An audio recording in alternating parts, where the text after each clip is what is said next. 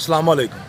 अच्छा जी, आज जो कुछ भी इस इमरानी फितने के साथ हो रहा है तो कुछ लोग कहते हैं कि खान साहब के साथ ज़्यादती हो रही है, और आज से कोई 3-4 साल पहले हम भी यही कहते थे कि खान साहब ज़्यादती कर रहे हैं और कल को ये ज़्यादती बर्दाश्त भी करें।